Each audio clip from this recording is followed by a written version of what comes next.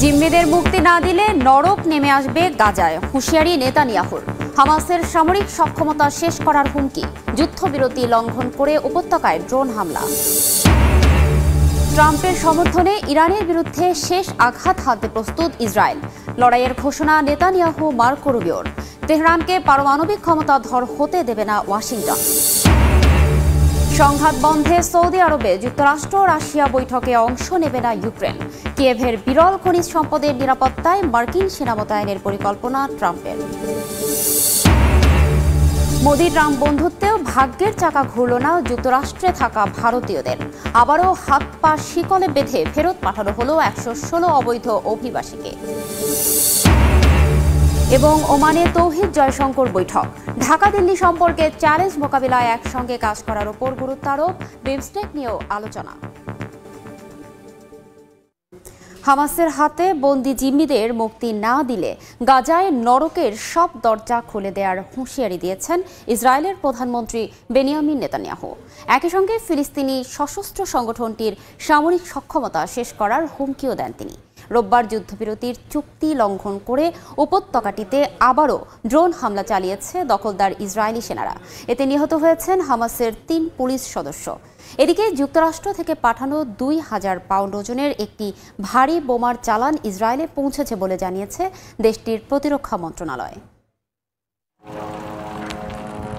যুদ্ধবিরতি চুক্তি হলেও প্রতিনিয়ত চুক্তি লঙ্ঘন করছে নেতানিয়াহু প্রশাসন। প্রতিদিনই গাজা উপত্যকায় নির্মম আগ্রাসন চালাচ্ছে সেনারা। স্থানীয় সময় রোববার সকালে গাজায় ফের ড্রোন হামলা চালায় নেতানিয়াহু বাহিনী। এই হামলায় নিহত হন হামাসের কয়েকজন পুলিশ সদস্য। হামলার নিন্দা জানিয়েছে গাজার স্বরাষ্ট্র মন্ত্রণালয়। দখলদার সেনারা যেন পুলিশ সদস্যদের ওপর হামলা না চালায় সে বিষয়ে মধ্যস্থতাকারী দেশগুলোর প্রতি আহ্বান জানান তারা। এদিন গাজার উত্তরাঞ্চল ও পশ্চিম তীরেও হামলা চালায় নেতানিয়াহু বাহিনী।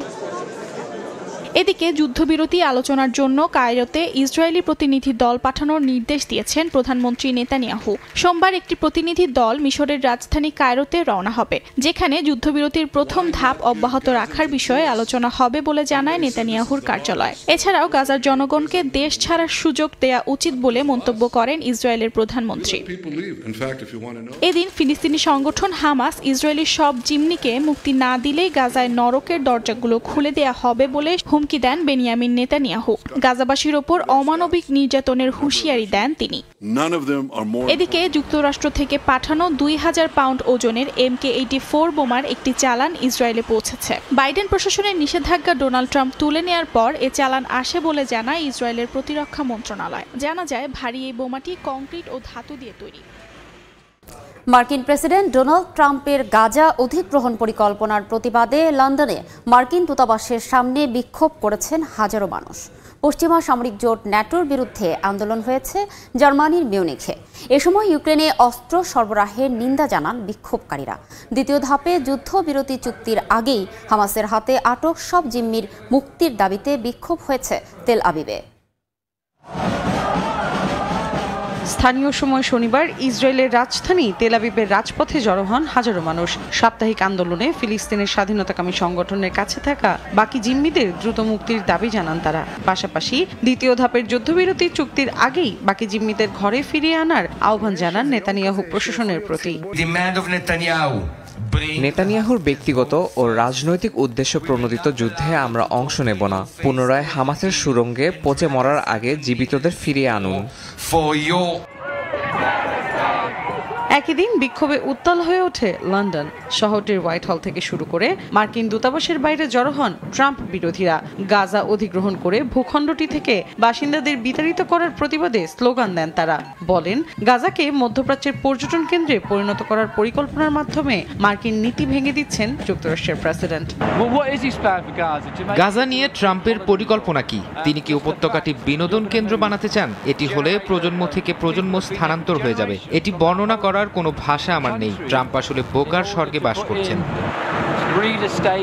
বিক্ষোভের আঁচ লেগেছে জার্মানির মিউনিখেও। শহরটিতে আয়োজিত নিরাপত্তা সম্মেলন কেন্দ্রের বাইরে পশ্চিমা সামরিক জোট ন্যাটোর বিরুদ্ধে আন্দোলন করেন বাসিন্দারা। এ সময় তাদের সঙ্গে যোগ দেন ফিলিস্তিনি সমর্থকরাও। এক পর্যায়ে ইউক্রেনে অস্ত্র সরবরাহের নিন্দা জানান তারা। ডোনাল্ড ট্রাম্পের সমর্থনে ইরানের বিরুদ্ধে শেষ আঘাত হানতে প্রস্তুত ইসরায়েল। রোববার তেহরানের বিরুদ্ধে একজোট হয়ে লড়াইয়ের ঘোষণা দিয়েছেন ইসরায়েলের প্রধানমন্ত্রী বেনিয়ামিন নেতানিয়াহু ও মার্কিন পররাষ্ট্রমন্ত্রী মার্কো রুবিও। মধ্যপ্রাচ্যের শান্তি হুমকিতে ফেলার পেছনে ইরান জড়িত বলে অভিযোগ করেছেন যুক্তরাষ্ট্রের পররাষ্ট্রমন্ত্রী। এমনকি তেহরানকে কখনো পারমাণবিক ক্ষমতাধর হতে দেয়া হবে না বলেও মন্তব্য করেন রুবিও।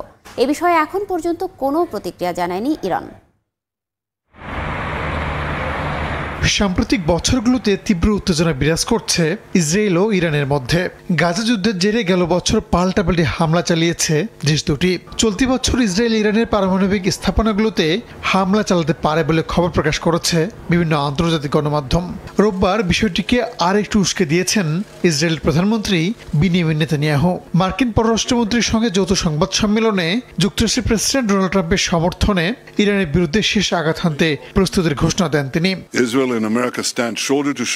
ইসরায়েল ও যুক্তরাষ্ট্র কাঁধে কাঁধ মিলিয়ে ইরানের হুমকির মোকাবিলা করছে।